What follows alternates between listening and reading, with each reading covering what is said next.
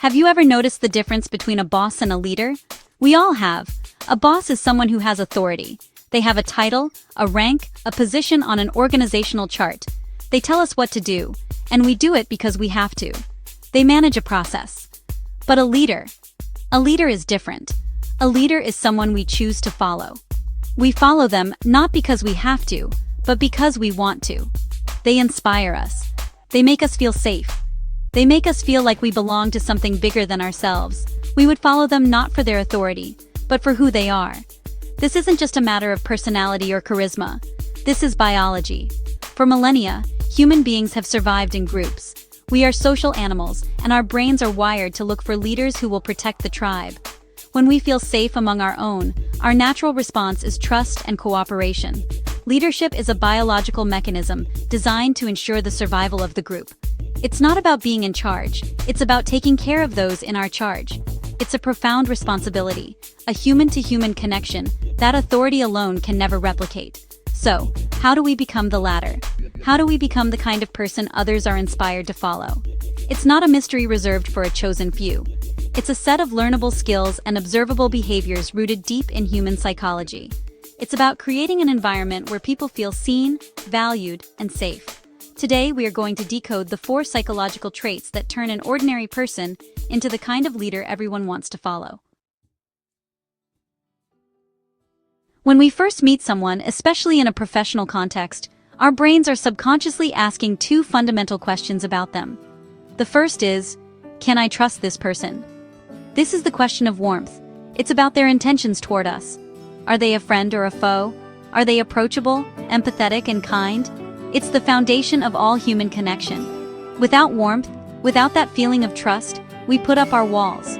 We become guarded, defensive, and we certainly won't be inspired to follow them anywhere meaningful. The second question our brain asks is, can I respect this person? This is the question of competence. It's about their capability. Do they know what they're doing? Are they effective, skilled, and reliable? Competence inspires confidence. We need to believe that the person leading us has the ability to navigate the challenges ahead and guide us toward a successful outcome. If we perceive someone as warm but incompetent, we might like them as a friend, but we won't trust them to lead. They're nice, but they can't get the job done.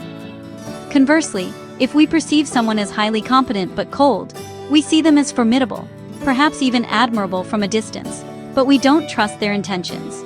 This is the classic intimidating boss. We respect their skill, but we fear them. We work to avoid their wrath, not to advance their vision. This creates a culture of fear and anxiety, where people are more focused on self-preservation than on collaboration and innovation. True loyalty is impossible in this environment. It's a transactional relationship, not a human one. The magic, the sweet spot of leadership, happens when these 2 traits are in balance. A leader who projects both warmth and competence is seen as trustworthy and capable. They are respected for their abilities and liked for their character. This is the person we instinctively want to follow. They create a circle of safety where we feel cared for, but also confident that we are heading in the right direction. Their warmth makes us feel psychologically safe, and their competence makes us feel secure in the journey. This balance isn't static. It requires constant attention. It's about showing you care about the people on your team as human beings, asking about their weekend, remembering their kids' names, showing empathy when they're struggling. And it's also about demonstrating your own commitment to excellence, holding high standards, and proving through your actions that you are capable of steering the ship.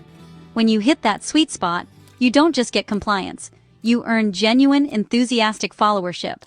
People will go the extra mile for you, not because they have to, but because they want to. Imagine a project fails. The boss storms in, points fingers, and asks, "Whose fault is this?" The team scatters, blame is shifted, and everyone's primary goal becomes protecting themselves. Now imagine the same failed project. The leader walks in and says, "This one's on me.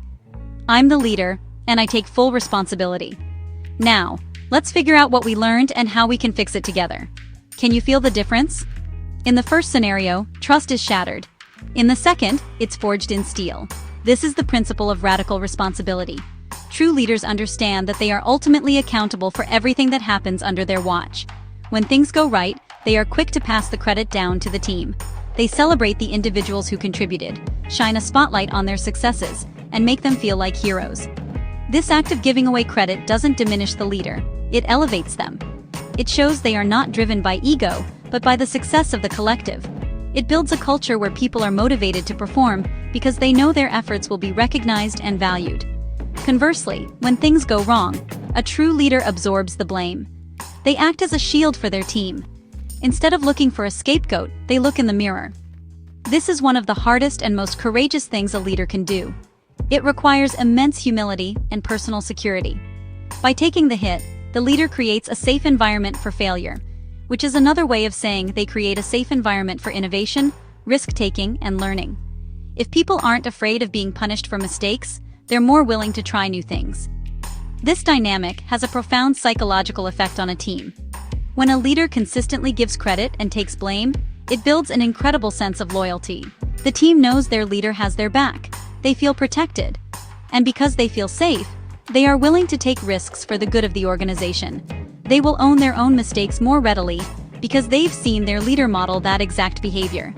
It ends the toxic cycle of finger-pointing and ushers in a new era of collective ownership and problem-solving. Radical responsibility isn't about being a martyr. It's a strategic act of building trust. It sends a clear message. We are all in this together. It demonstrates that the leader's priority is the well-being of the team and the success of the mission, not their own personal image. This is what separates managers from mentors, bosses from builders. A boss manages a process, a leader builds a team, and that team is built on the unshakable foundation of trust that only comes when a leader takes responsibility. Uncertainty is one of the most stressful states for the human brain. When we don't know what's happening, what's coming next, or what we should be doing, our anxiety levels, well, they just skyrocket. We enter a state of paralysis or panic. In a group setting, this anxiety is honestly contagious. It spreads like wildfire, leading to confusion, infighting, and a total loss of momentum. It's in these moments of chaos and ambiguity that a true leader's value becomes most apparent. Their role is to be the anchor in the storm. A leader's ability to be decisive, even when faced with incomplete information, is a powerful antidote to group anxiety. It's not about always being right. It's about providing direction. A leader who can assess a chaotic situation, weigh the available options, and make a clear, confident decision gives the entire group a path to follow. It breaks the paralysis. It tells everyone, okay, this is what we're doing now. This clarity, this forward motion, is incredibly reassuring. It calms the collective nervous system. Many people in positions of authority hesitate. They fear making the wrong choice. They call for more meetings, more data, more analysis, a phenomenon often called analysis paralysis. While diligence is important, excessive stalling in a crisis signals fear and uncertainty to the team. It actually amplifies their anxiety. A true leader understands that in many situations, a good decision made now is far better than a perfect decision made too late. They have the courage to make a call and accept the risk that comes with it. This doesn't mean being reckless. Decisive leaders are not impulsive. They listen to their team, gather the essential facts quickly, and trust their intuition, which is often just a subconscious synthesis of past experiences. But once they have committed to a course of action, they communicate it with conviction. They explain the why behind the decision, even if it's as simple as, "This is our best option right now, and we need to move."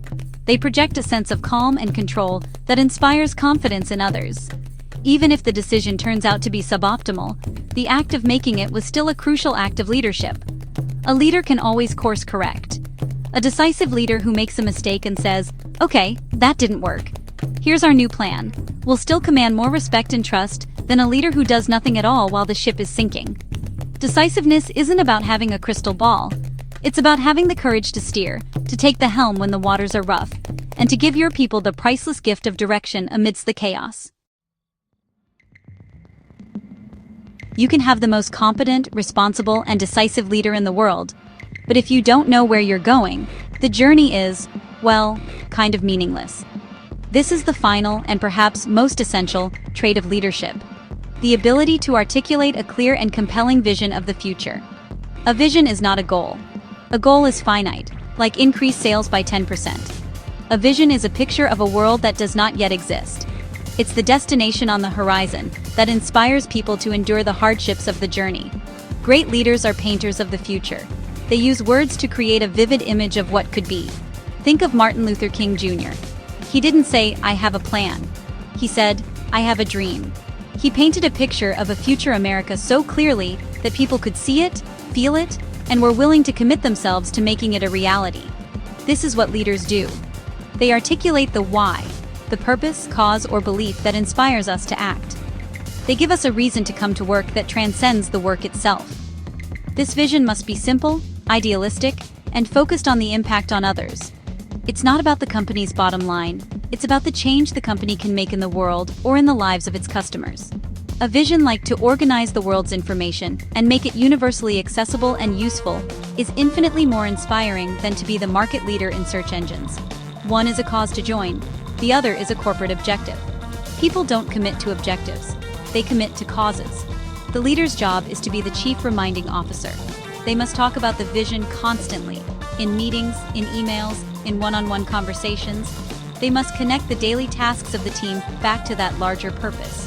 The reason this report matters is because it helps us get one step closer to a world where this constant repetition is not redundant, it is essential. It keeps the North Star visible, especially when the day-to-day work becomes difficult or tedious. It reminds everyone that their effort has meaning. When a leader successfully instills a shared vision, something magical happens. The team stops being a group of individuals working alongside each other and becomes a unified movement. They are no longer just doing a job, they are part of a crusade. This shared purpose fosters incredible resilience, innovation, and cooperation. It gives people a reason to push through challenges and support one another, because they all believe in the same destination. A leader's most important job is to give people something to believe in. These 4 traits, the balance of warmth and competence, radical responsibility, decisiveness, and a compelling vision, are not mystical gifts bestowed upon a chosen few at birth. They are skills. They are practices. They are choices that we can all start making today. You don't need a CEO title. Start where you are. Take responsibility for your mistakes. Be kind but competent. Make decisions when others are stalling. And remind people of the bigger picture, the why behind what they do, even if you're just leading a team of 2. True leadership has nothing to do with your position in the hierarchy. I've met leaders who were at the very bottom of the organization, and I've met people with immense authority who were not leaders at all. They had no one who would willingly follow them. We all have the capacity to be the leader we wish we had. It begins with a fundamental shift in perspective, from what can I get, to what can I give. It's about seeing leadership not as a right to be claimed, but as a responsibility to be earned, every single day. It is a commitment to the human beings around you. Leadership is not a rank. It is a choice.